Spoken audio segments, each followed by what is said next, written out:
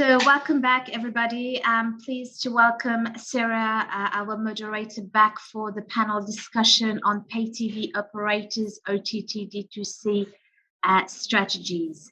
Sarah, over to you. Okay, welcome everyone. Welcome to our panelists as well. We've got 45 minutes to cover a lot of solid content. In the discussion, we hope to analyse the approaches of operators, the role of the set-top box and other devices, content delivery networks, as well as the technology challenges and content prediction. We'll also look at, we'll explore the trends, innovations and strategies driving pay TV operators. So 45 minutes, and to give us an insight into this and to explore these topics more in depth, we have our panelists. I'll give you a quick opener, and then I'm going to throw to our panelists to give us a spiel, a 60-second elevator pitch about who they are and what their role is at the company. We've got Juliet Peterson, who's the Senior Director of Programming at Australia New Zealand Discovery. We've got Cora Spear, Director of Streaming Operations from the Foxtel Group, and Jesus Luzardo from Vindicia, the Vice President of Global Head of Partnership and International Sales. So I'll start simply in the order of the panels that I see in front of me, the panelists. Cora, 60 seconds to tell us who you are and your company. You may have frozen a little bit, but we'll continue on. Okay. All right. Well, yes. Hopefully you can still hear me, even if I'm frozen. I do hope I haven't frozen with a grimace. It's a smile. Look, I'm privileged and grateful to have had a 20-year career so far in digital. I started off a few years ago in London working in post-production. So it's always been broadcast and media after doing a TV and film degree over there. I've worked for broadcasting companies, moved into digital agencies, advertising agencies, taking digital into those environments when it all started way back when 2000, the NASDAQ crashed. My father said they heard you were coming. And then I've, been really lucky to have seen the past 10, 15 years that it comes to fruition at various companies, including Yahoo, Seven, West Media, and now at the Foxtel Group, launching and building various video-based, content-based services, direct-to-consumer, AVOD, TVOD, BVOD. I've been fortunate enough to do it all, and most recently with the Foxtel Group, I've been able to launch been part of the team that have launched a new product every year for the past 5 years. So that's 5 and counting, and worked with some of the best content in the world as well. So that's my background. That's what I've been up to. Cora, let's move to you. Cora Spear from the Foxtel Group. Tell us who you are. No, that was me. Sorry, Juliet, I'm moving down. I could do it again, but I think Juliet should go. I would quite like Cora's background. I don't have it. What I do now is I'm the Senior Director of Content for Discovery ANZ. So my team looks after our pay, free and digital portfolio across Australia and New Zealand. That's a growing portfolio, which is exciting, and obviously is from a sort of traditional broadcast background, which I'm from as well. So my history is very much in that kind of programming content strategy and delivery space, both linear and digital, and based in New Zealand. And before Discovery, I've been here about 12 months. I spent nearly 15 years at TVNZ across linear and digital, including working with a great team on TVNZ On Demand. Brilliant. Okay, and finally, Jesus Luzardo from Vindicia. Can you give us a spiel about who you are and your company? So thanks for having me. I'm honored to be here and share this discussion with you, Cora and Juliet. I have close to 35 years of professional experience. I spent the first 20 or so more on the telecom side with several positions in Motorola and later in cable and wireless communications. But I switched a little bit the focus into media and payments in the past 15 years. And since then, I have been involved in different initiatives and roles in mobile financial services, and then in our Andox Media division. So Vindicia is a platform for subscription management. And we're part of Andox, which is one of the leaders in the industry for billing, especially in the telecom and media space. And I'm responsible for global partnerships for Vindicia. So all our go-to-market partnerships and technology partnerships, as well as our international division of sales. So thanks for having me, and be pleased to share the next 45 minutes. Okay, and look, welcome to the audience as well. Cora, we do seem to have got to a black. Hopefully you'll come back. Anyway, other way, we'll move on. We'll kick off with a big picture question, looking at the state of the OTT market, the main evolutions of the last few years, and noting that this the panel discussion will look at 3 sections to keep it kind of orderly. All media houses want to go direct to consumer, but now there is the challenge of retention. How is this evolving, Jesus? Well, it's an interesting evolution in the last few years. As probably Cora and Juliet will have their perspective on this. The content owners decided that they want to have a direct relationship with those consumers, and for the right reasons. So everybody started to launch their own direct-to-consumer initiatives.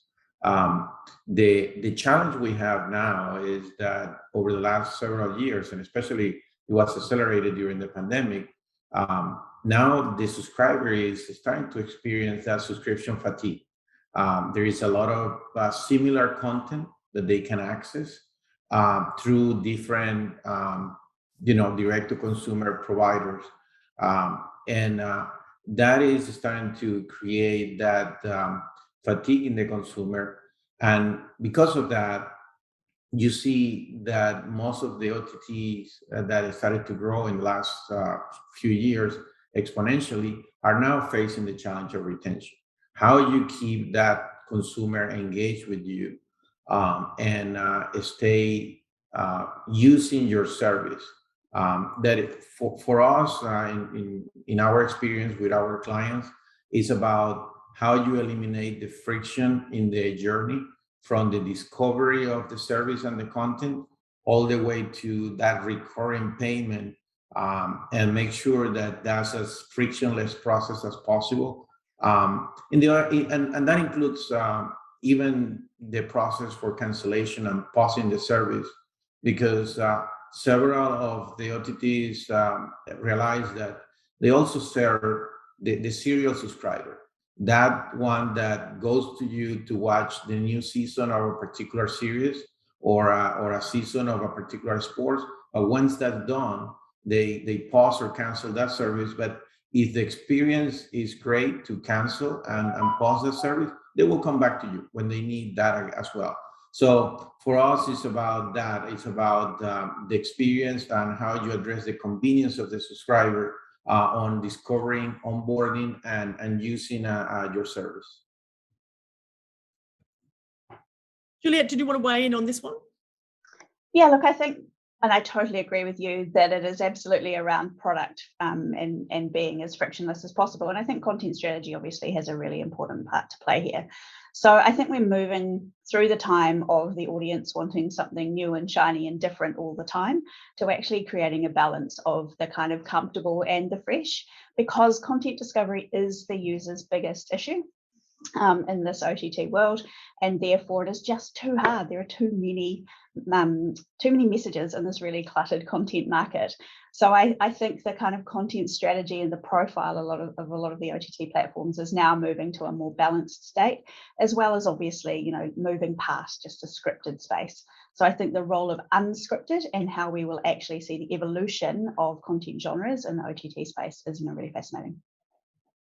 Yeah, Cora, what are your thoughts on this, the kind of the opening question as to subscription fatigue and the challenge of retention, and how is this evolving? I think, yes, look, I think obviously it's an issue. I think it's interesting to think 5 years ago, we were talking about diversification of services.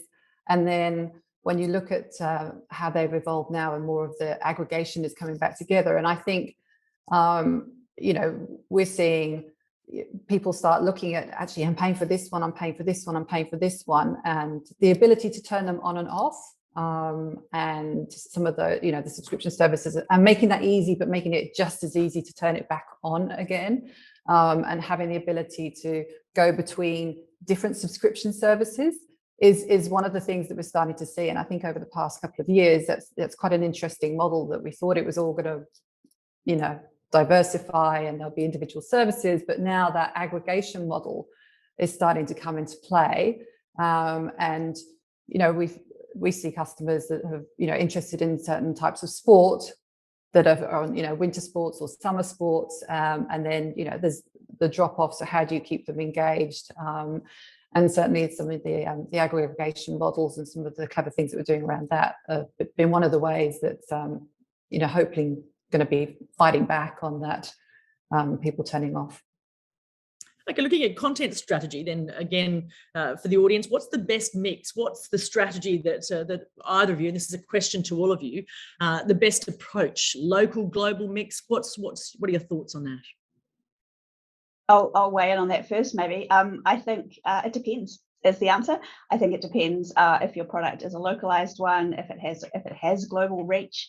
And I would say, you know, definitely coming from a discovery point of view, you know, here we have what I call glocal, which is combining the best of global with a really localized approach, which I think has paid off, you know, in spades for discovery in the traditional pay sense. And that's something that I see potentially moving into, you know, the OTT world as well. And in fact, that is what's happening around the world, and certainly will be relevant in the ANZ market as well. So I don't think you can say there is any one strategy, but what I do think you can say is it has to constantly evolve and be ahead of the audience. Jesus, what are your thoughts on that, the content strategy and the best mix that the audience wants? Yeah, I think I agree with Juliet. I think it depends on the demographic you're serving. And at the end of the day, you may have a core content that is global, but you need to serve the local demographics and adapt to that to cater for that. So depending on the countries where you want to launch your service, you need to accommodate for that local versus global preferences, and know your demographics, of course. And I think operators like Foxtel and others, they understand that. They understand their demographics and create the proper balance mix. Okay, moving ahead, noting time, business model diversification from TVOD to SVOD to AVOD. Now that the market in Australia, they're becoming quite, and New Zealand, are overcrowded, is there room for growth? Juliet, if I can start with you. Yeah, there's absolutely room for growth, but there's also room for consolidation. So I think growth will have to come from a clearer set of players that have enough of an amalgamated platform, for want of a better word, that offers enough variety, because I think subscriber fatigue is going to increase. So I don't think it's just going to be about stacking additional products and services in the markets. I think it's going to be about, you know, paring those down to the ones that really matter and really resonate with viewers. Cora, what are your thoughts with regards to the market being overcrowded, and is there room for growth looking at Australia and New Zealand? Look, you know, like most of these answers are going to be yes and no. I think there's absolutely going to be, to Juliet's point, there's going to be consolidation in some areas. There's going to be new business models evolving that are around a subscription service, but maybe they're slightly cheaper because you roll in the, you know, the AVOD, which isn't the easiest thing to do, but it's, you know, that's starting to happen as well. How you bundle different services together as well will continue to evolve. And I mean, there's going to be new services that we, you know, that are just in their infancy now around the metaverse and 3.0 and all those wonderful things that we haven't even come across yet in the next 5 or 10 years. You know, how you roll those services in to traditional subscription service, because I suppose free to air is, you know, the legacy now and the heritage, and then you've got the subscription service. The streaming is, you know, relatively new, but as that stabilizes, what's the next service, what's the next feature that people are going to be happy to pay off and maybe, you know, bundle into whatever it is that they're buying. I think we're going to see some, you know, interesting things around that. And I think, you know, going back to the content question and whether local and global and the feature set and the services, it absolutely, the you know, the audience and what they expect, and the younger audience now expect to turn things on and off. They expect, you know, from them hearing things like Express from the US, that makes no sense. Everything's a global launch, really, and that doesn't turn them on as much as, say, the older audiences that are used to that.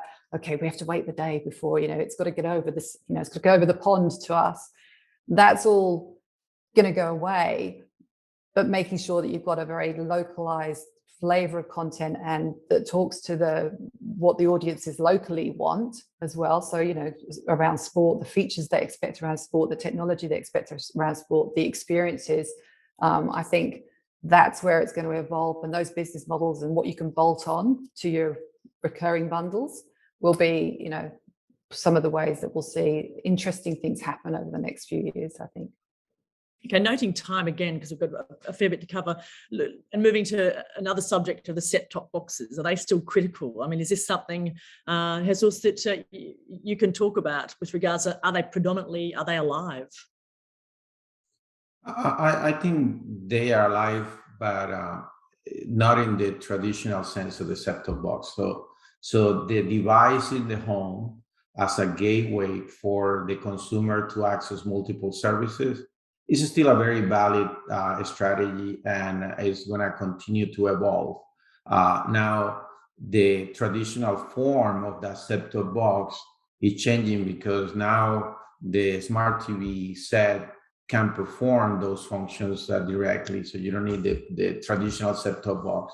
You have other devices that can allow you to aggregate the services and provide the user experience that you're looking for. So yes, the short answer is yes, there is still the strategy of that gateway in the house, that device that aggregate that experience and that content for the consumer, not necessarily in the form of the traditional set-top box that we used to see, but the Android TV is growing pretty fast, competing with Apple Plus and so on. So I think that is going to continue to grow and evolve in functionalities and enriching that consumer experience. So short answer is yes. It's just it's going to be an evolving market in terms of technologies and functionalities to it.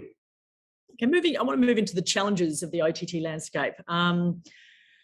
Juliet, if I can start with you, competing in a more fragmented market, what are some of the partnership strategies, and what's the role of partners in this evolving competitive world?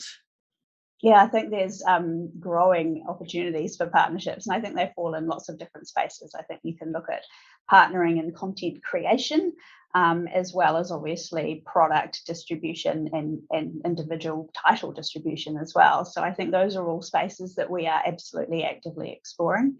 And I think that just comes down to really aligning what your objectives are. And when you find a great partner, it really grows both of your businesses. And so that's obviously the objective everyone has. And of course, that is a form of consolidation. And so I think we are therefore helping solve a user problem by creating fewer places to find key content, even if we are, in a frenemy kind of relationship. That's still a partnership as far as I'm concerned. Cora, your thoughts on the roles of partners in an evolving world? And by the way, you're moving again, which is great. I'm moving. I'm sorry. I do apologise. Honestly, I come into the office for the first time in ages, and the connection's awful. So I should have stayed home. Look, I think,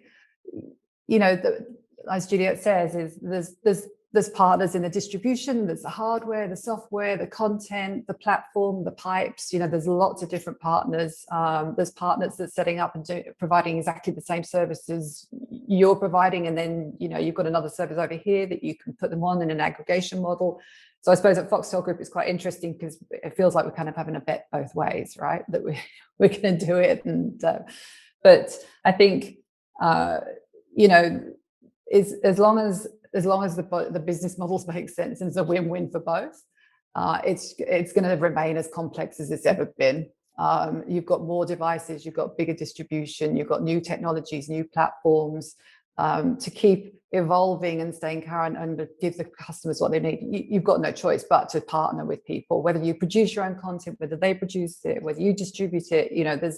It's a complex ecosystem, and I think as long as you all keep your eye on the ball, that at the end of the day, we're businesses to make money return for the shareholders and provide a service for customers, and therefore those synergies make sense. You just need to be open.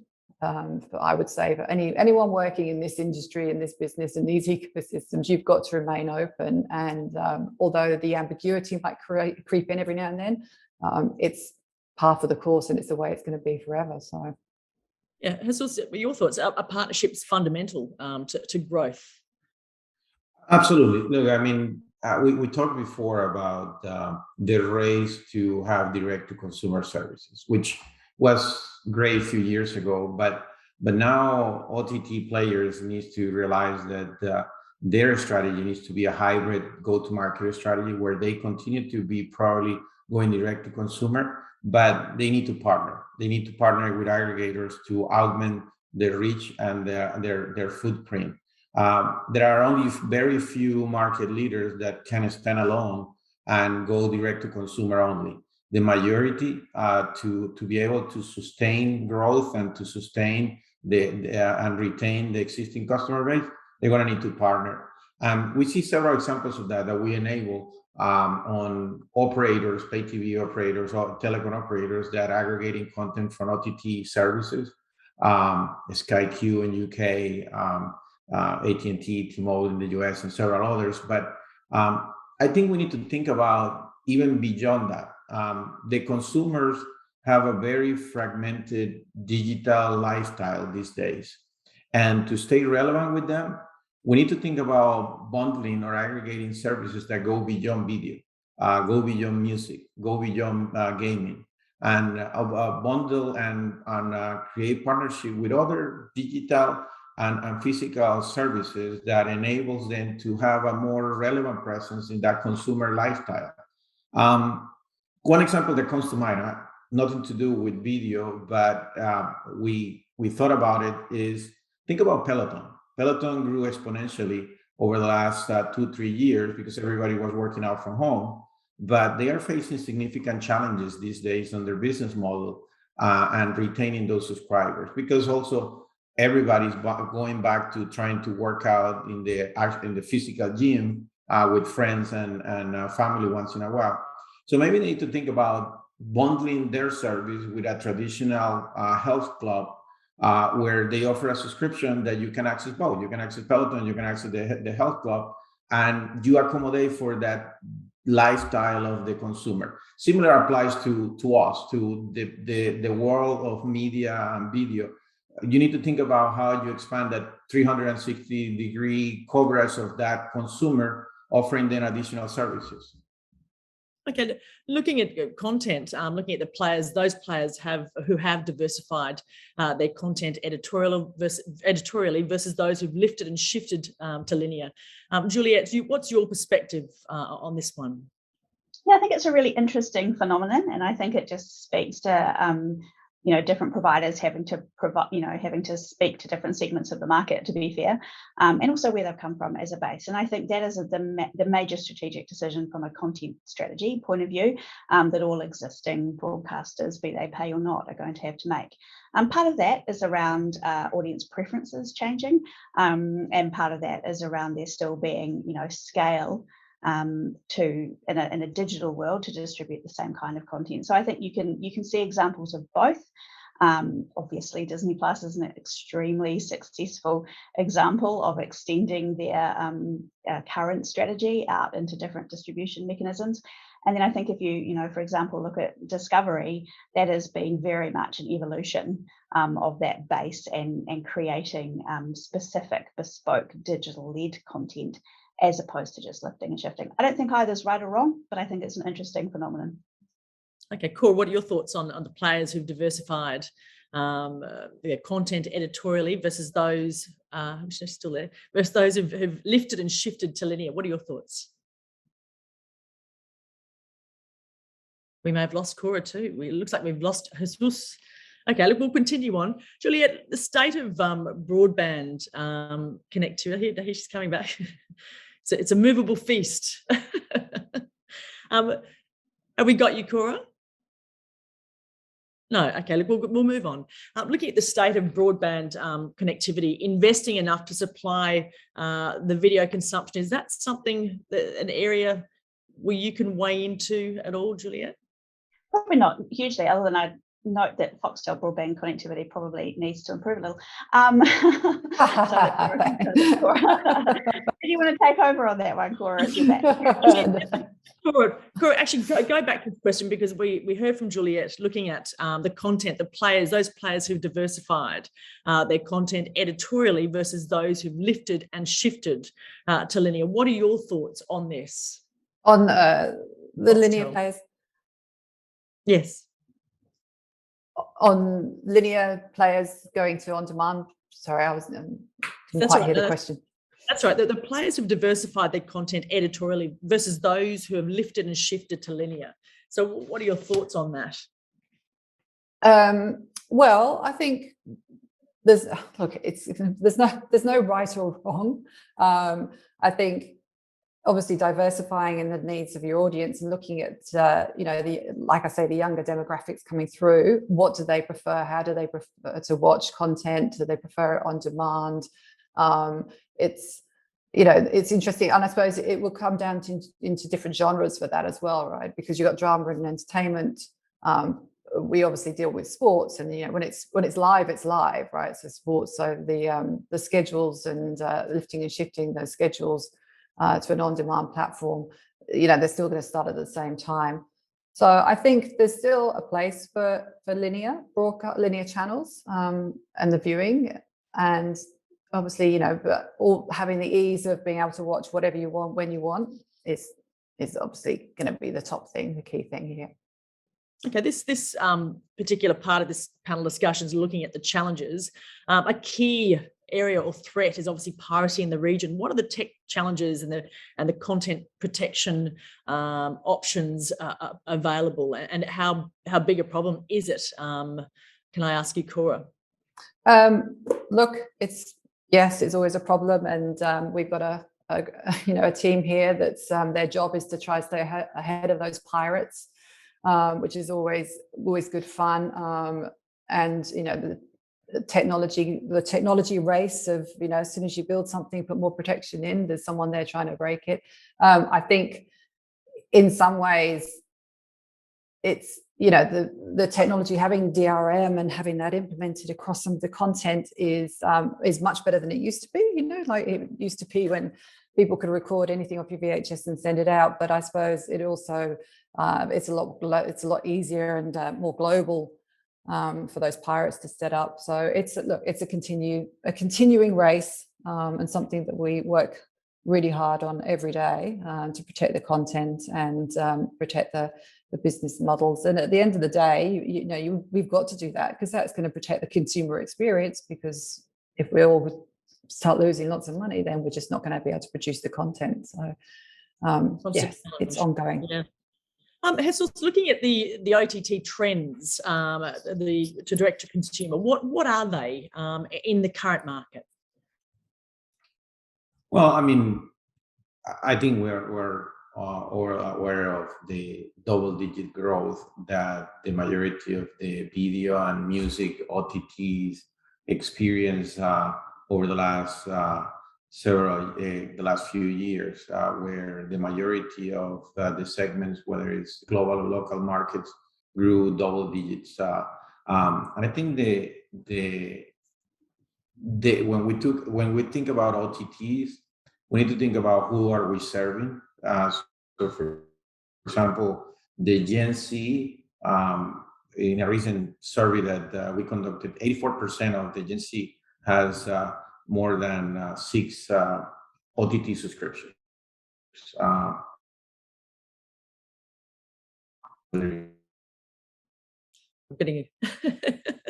You're very steady, Juliet, I must say.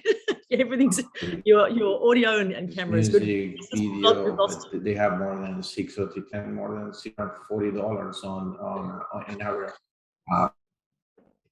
Sorry. That's right. No, it's right. We lost you a bit, but you froze. But that's right. We've got you back. Look, moving, conscious of time, moving into the final perspectives, looking at innovation and monetization opportunities. I might kick off with you, Cora. What can we expect in the next few years? What look, I'm excited about is that I waited a long time for on-demand video and distribution to become, I can watch it on what I want, when I want. And we've seen that come to fruition now during my career time, which has been fantastic. What I want to see happen before, before the next phase of my career is I'd love to see the true VR, AR come to life, and that experience really be, kick in. I borrow my son's Oculus, and I just want to be able to lie back on the bed, and it's still quite heavy and it's still quite chunky, and watch Netflix films on that. But that, to me, hopefully with the next iteration of the web, we get the speeds that we want, we get the pipes that we want, we get the content being produced that we want, and we actually finally start to deliver on that whole VR, AR world, and that comes alive, is what I'm hoping to see in the next 5 to 10 years. I mean it will happen, it's just the time frame that's going to change, not the outcome. And once that all starts to kick in and you put a whole load of AI into it as well, so it really does understand what it's looking at, and can those recommendations and that personalization becomes truly a great experience. I think those two things together, and we get the data going, it's going to be, I'm very excited about what's going to happen. Yeah, it is exciting times. Juliet, your thoughts? What are the trends that you think you can see in the next few years? What can we expect? Yeah, so for me, I think it's about personalization of the product and the experience, to really try and overcome this really massive challenge of having too much choice. And I think if we don't do that, then we are going to find that we are kind of crippling the potential and the growth of our products. So, I think, speaking to Cora's point there, I think AI is going to be incredibly important there, and the development of that. But also I'm a really big believer in human curation. So I think we need to continue testing and trialing and experimenting with the mix of human versus machine curation and experiments, and actually move that further along the viewing chain. I think a lot of it is focused at the moment on arriving at a service and arriving, on a homepage, for example, and there's, different attempts at kind of using various points in that user journey to kind of help with that next piece of selection. So it's, I think, about deepening that and developing technology. And looking at the live streaming perspective, what innovations do you think are there in terms of features, content, and engaging the audience that can be better utilised? Cora? Look, I think the things that we've done with sports and with the OTT and streaming, like key moments and split view and all the different feeds and bringing that experience to life, that I want to see build on that experience as well, because I think, and it kind of goes with the VR, AR and the data, right? We bring that all together, and just that truly immersive experience. That's the thing that I think is going to, really be the game changers in a few years' time. So keeping on top of that, we just launched a dedicated news service. Now and that's an aggregation news service that is streaming and bringing all these great content partners and news providers together as well. Having some of the AI and some of the data that we've got to bring new features together for a news service as well, so that you can get lots of different opinions on the same topic, and that that I think is something that's going to be exciting and a great feature as well. So yeah, this was, we're talking about live streaming. What innovations are there in terms of features, content, and engaging the audience? What are your thoughts on that perspective?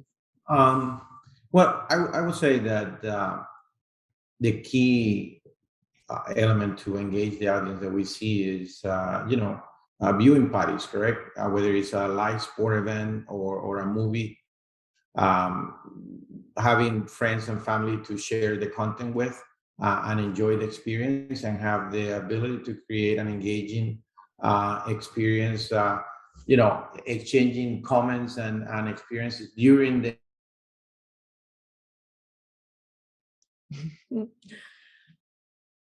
Give it a second, Jesus. No, I think I think it's going to continue to play out. Looking at Cora, we've still got you, yeah? Yes, I'm still here, hopefully. Okay. I'm afraid I think we'll move on, just give we've got limited time. Looking at what to expect then, if we're looking at innovations and features, mobile streaming, what can we expect? Looking ahead, looking at 5G, what can we expect from 5G? A better experience? Well, let's hope so, because ironically missing here on the... Yeah, totally. I know the irony. Look, we've come a long way. Those pipes are getting bigger, they're getting cheaper. The data, I think one of the questions that we were going to talk on was the NBN, has it been successful? We've just had our biggest concurrent streams for a live sporting event in the past weekend for the NRL kickoff, which is huge, and some huge numbers that have been on that network. And it was fine. Unlike me on this presentation, it was fine. The streaming was fine. The technology, the distribution, the delivery was fine. And I know that because we've got all the technology that monitors the experience for the end user, and also I can tell because the contact in the for the customer service team was very low, if at all. So I think this, the stability and the suitability of the current network is okay, but I'm so looking forward to when 5G comes along. It's just gonna get better and better. So I think it will just get quicker, and some of those exciting new things that we want to do, like group watching in the metaverse wherever we are, of that experience, that's what's going to be enabled to be delivered. So you need to have that, the technology platforms alongside the network, to deliver on some of those lofty goals. You noted NBN. Has that delivered? Well, I can only speak from experience. I was just saying on the past weekend that it was fine as far as delivery for one of our biggest sporting weekends so far. So, okay, looking at what are your thoughts? Looking at the 5G, Jesus, will it be the game changer? It is. To expect? It is, correct. I mean, we're trying. Okay, looking ahead, I want to try and kind of almost get to the last element of it, but looking at the innovations and features that can be brought into live streaming to boost engagement. Are there any suggestions that either Cora or yourself, Juliet, or if Jesus can hear us, what other features can be brought into live streaming to boost engagement?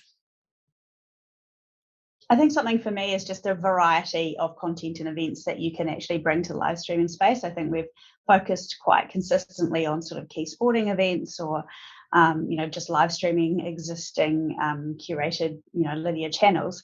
But I think there's an opportunity with increases in technology and cost reduction that all sorts of events can be brought into scale audiences through live streaming, and that doesn't just have to be a niche piece. So we can actually monetize those effectively to make that kind of possible. Jesus, have we got you? We can see. No, okay. Cora, what are your thoughts on the innovations and features that can be brought into live streaming to boost engagement? Well, apart from the ones that I've mentioned before around sports with key moments and then recommendations and personalization, I think it's going to be really interesting. We've got an election coming up down here soon. And some of the live streaming events and tying that into the political process is going to be quite interesting how that goes this time round. We didn't have all the different channels and the opportunities to watch so much content around that, so that's going to be an interesting one to watch, and and gathering user sentiment or viewer sentiment and engagement that way is going to be quite interesting. I think the more the AI develops and it turns into, you know, proper intelligence, that it can interpret what it's watching, and also not just what it's watching, but what what the viewer's reaction are to what it's watching. Bringing those two technologies together is going to drive some, you know, some really interesting product development around, well, you know, that person looks happy watching this content, we'll serve them more of that. You know, that's a very basic one, but there's going to be some interesting experiences, I think, that are going to come from those two technologies coming together. Those two. Looking at again, looking at the audience and the customer, would you describe or define the ultra premium service, and how can you provide that high value to the customer? What differentiates it? Juliet, Jesus, can you hear me? I think you might have still frozen. Yeah, Juliet. Yeah, I don't think it's rocket science, to be fair. I think it's about providing content and product features that are beyond anything that we currently have. I think that one of the challenges we have is about making sure the speed of that evolution is fast enough to keep up with the viewer demands for, you know, they do expect change and new to be paying. And I think it's really as simple as that. I don't think there's a silver bullet there. So there's still room to grow there as well, obviously, and to expand or evolve. Yeah. Cora, what are your thoughts? Yeah, I think, you know, going back to the earlier question around, you know, is there still life in set-top boxes? The ability to control the environment and the experience, so the control of the technology, is still quite important. So you've got to balance that with the distribution. So all the different TVs, all the different devices that, you know, the customers have, you've got to provide them the service they expect on every single one that they expect. So that, you know, it becomes a challenge of working out, well, you know, this is going to give us the biggest bang for a buck, and to provide the real premium service, we either look at every single platform, but you also control the hardware and the software as well. So I think that's why, you know, set-top boxes or the equivalent and the environments will be around for a while, because presenting that premium service that's got an on-demand, that's got linear, that's got aggregation, that's got diversification, it's got all the content you want with all the features that come with it. You know, that's really where the premium nature of the subscription service when it comes to video and TV is going to be. So that's, I think we'll be seeing them around for a while. So wrapping up, we've discussed everything from the innovation, the challenges, monetization opportunities, growth, but looking at the year ahead, and we're already in March, which terrifies me, but looking ahead at 2022, what can we expect in the market this year? What's your prediction? Where are we going? Juliet, I'll start with you. Yeah, I'm going to be a little bit controversial, and I'm going to say I think it's a little bit about Back to the Future. I think the role of a linear channel is going to become increasingly important. I think people are craving a sense of curation and familiarity, and actually having that joined up experience with people. You know, since we've all been at home for so long together, we all just desperately want to get out there and do the same thing. So I think something like the success on both sides of the Tasman of Married at First Sight at the moment shows you know, that people want those kind of group experiences. And that is what I think live TV provides. As well as that, though, I think this year is very much going to be about the rise of AVOD and SVOD and how that coexists in the market. I think that's something that we're seeing globally. And I think we're just going to see a lot more growth in that kind of balanced approach. Cora, what are your thoughts on noting our time? Where are we heading for the rest of 2022? I think that there definitely will be a lot more experimentation around the different products or the catalogs that you're going to be able to offer to across all the services, you know, whether that's a slightly, you know, an ad-funded model at a slightly lesser subscription. There's going to be some interesting offers around different, you know, and that's going to be across the board. Like I say, I think the election this year is going to be a really interesting phenomenon that we haven't seen for a few years. And now that we've got a lot of new services and streaming services, I think that's going to be an interesting way to see how that comes together and see how the nation comes together and whether they're going to be glued. And I think to that point, having the presenters or the voices or the brands that present the news it's going to be very interesting to see, whether there's, does the FiberCop bulletin still hold true, or is it going to be more of the, when the Trump election happened with CNN and you just glued to it for like 2 weeks. So it's, I think that's going to be interesting, and I think I think sport viewing is going to go through the roof this year as well. But it's only going to get bigger. I agree with both. Well, thank you. Jesus, have we got you, or is it just simply your? Yeah, I'm here. Can you hear me? Okay, got it. A wrap on where you think we're heading for 2022. I think we're going to start seeing more aggregation of services and accelerating that aggregation. I think we're going to start seeing that in 2022. I agree with Cora. I think sports are going to go through the roof. And I will say that with the implementation of 5G, you're going to see a lot of gamification associated with content and engaging the user on the gaming experience on how they watch and play with the content. So I think we're going to start seeing that in the balance of this year, and we'll see.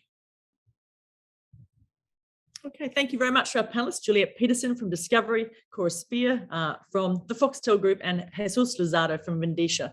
Thank you for joining us for this discussion. And also thank you to the audience for joining us. We do have another panel discussion kicking off in about 15 minutes. So thanks to all. Thanks for having us. Thank you. Bye.